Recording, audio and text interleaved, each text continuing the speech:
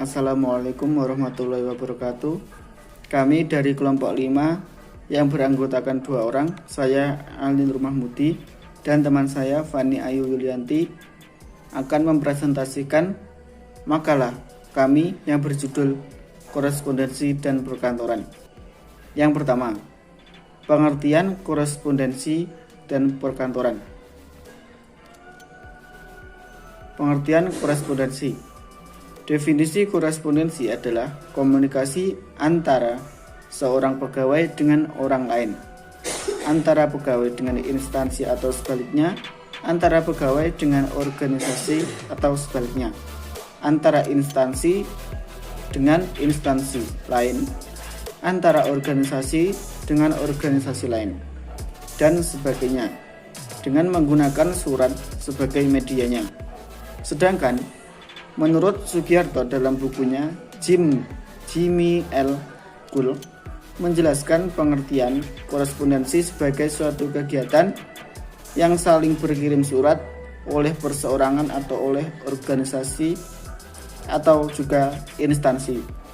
Sedangkan pengertian korespondensi menurut Sedarmanyanti dalam Jimmy L. Gould adalah salah satu bentuk komunikasi dengan mempergunakan surat sebagai alatnya. Yang kedua, pengertian perkantoran.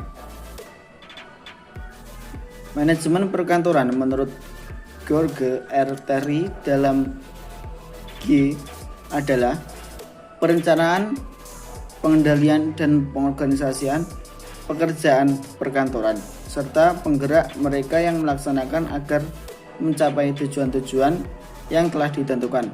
Sementara itu, Miles Geoffrey mendefinisikan manajemen perkantoran sebagai seni membimbing personil kantor dalam menggunakan sarana yang sesuai dengan lingkungannya demi mencapai tujuan yang ditetapkan. Sementara William Levewell dan Robinson dalam Riansa dan Garnida berpendapat bahwa manajemen perkantoran adalah suatu fungsi yang merupakan cabang dari seni dan ilmu manajemen yang berkenaan dengan pelaksanaan pekerjaan perkantoran secara efisien bila mana dan dimanapun pekerjaan itu harus dilakukan. Selanjutnya akan dilanjutkan oleh teman saya Fani Ayu Yulianti. Yang kedua, peran korespondensi pada perkantoran, yaitu sebagai alat komunikasi, sebagai wakil penulis, sebagai bukti historis, sebagai pedoman pelaksanaan kerja, sebagai alat pengingat, sebagai alat bukti, sebagai alat untuk memperpendek jarak dan menghemat tenaga. Yang ketiga, macam-macam korespondensi pada perkantoran. Korespondensi eksternal yaitu surat menyurat yang dilakukan setiap organisasi baik pemerintahan maupun swasta.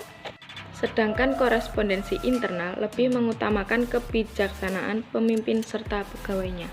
Sekian presentasi dari kelompok kami, ada kurang lebihnya mohon maaf. Wassalamualaikum warahmatullahi wabarakatuh.